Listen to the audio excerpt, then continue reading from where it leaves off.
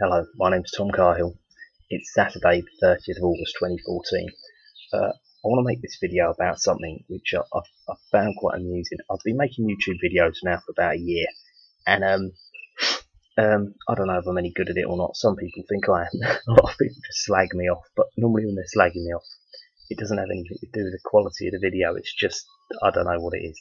It's got nothing to do with the videos. Right, but the point is, there was this guy called John Patterson, and a while ago he commented on a few of my videos, and he was very kind of condescending, like as though he knew everything about everything. That was his implication, and I knew nothing about anything, and I was just like, shut my mouth and leave it to the grown-ups sort of thing. But he didn't give any kind of explanation about what was wrong with what I'd said. Now, this John Patterson guy has got a mate called George Lees, right? Now, and I can't believe it. On the 13th of August, this is the second time apparently, they've been on Jim Fetzer's show. Now, Jim Fetzer's show is quite good. I've been on it before, and it can be very good. But the thing with Jim is he doesn't really filter his guests. So, for instance, they were going on about how they proved that fraud was happening with the Treasury in England. They would take that politicians were stealing money out of the Treasury, and it was getting stolen on a big scale. Then they seem to get it mixed up with taxation. Not because they're not quite the same. Do you know what I mean? It's not quite the same.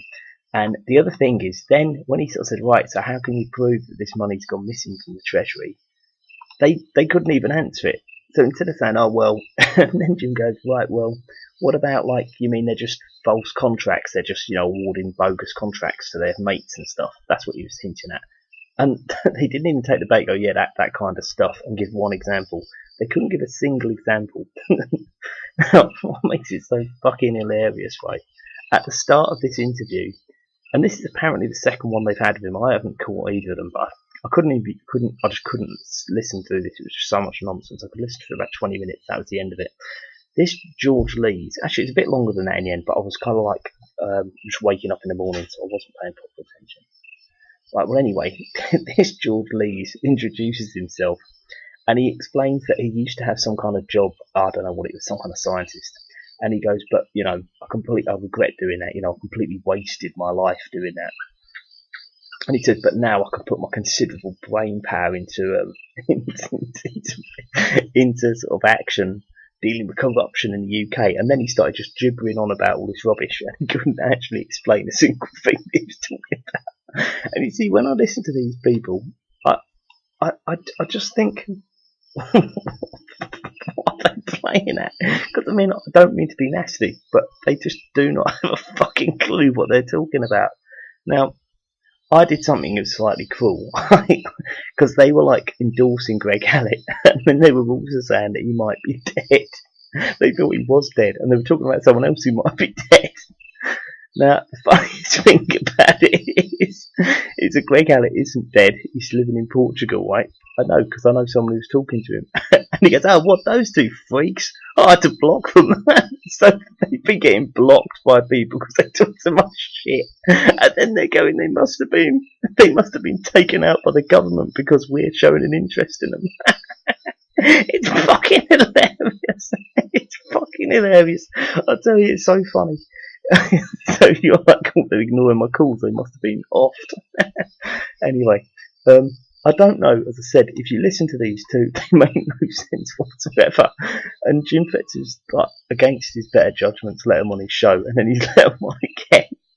Now, what's slightly annoying about this is if you say to Jim, oh yeah, I was thinking about doing a show about this thing or that thing. You go, oh, write me a kind of a little mini essay about it so I can understand it.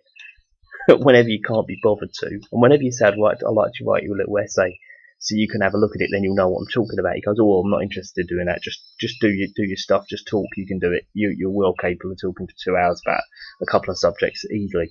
So it's a bit slightly fucking piss taking when he's got these two on for the second time and they just can't even make one single point. But anyway, so that's George Lees and John Patterson. And it was the same show. I had a guy called Gary King after they were on. And that was on the 13th of August 2014 on Jim Fetzer's show. But apparently they've been on it before. It's just a shame because he put some really good shows on. But I tell you that seriously damaged his credibility. That has, especially the way they kept using Greg Hallett as the kind of the ultimate kind of linchpin of kind of credibility, and then they're going on about him being dead, and then you find out a week later that he just doesn't want to speak to them because they're completely fighting off their head and they never have anything to say. I find it very funny. I find stuff like that very, very funny because you've got to have a laugh at these people. I mean, if you go on and say, "Look, I'm going to put my considerable brain power to effect," and you can't even answer one question, I mean, he's a thick fucker, man, really thick. And the other thing is, this George Patterson, he contacted me and he said, you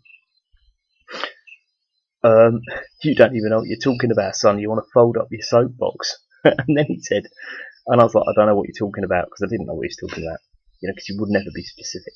And then he says, I'm with Able Danger. Now, if you look up what Able Danger is, there's this guy called Field McConnell, and he's an airline pilot, or he was an airline pilot. And he actually came to England a couple of years ago, and he actually met up with Brian Gerrish, so, that's a bit of cause concern. But then he's not to know any better. I don't, you know what I mean? You've got to give him the benefit of the doubt. He's not to know Brian's bad. But the thing is that, from what I hear from a very reliable source, this Able Danger, this Field McConnell, thinks that 9/11 was done by like a group of lesbians close and inside the White House. So basically, it was done by lesbians.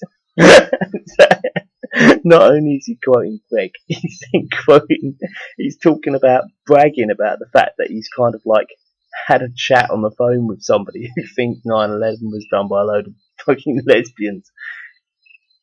When you listen to these stories, you just couldn't make a more stupid story up. And this brings me on to the point: what are these people up to?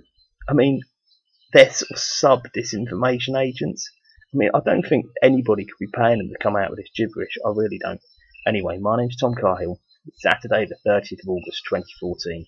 I'd like to know what you think.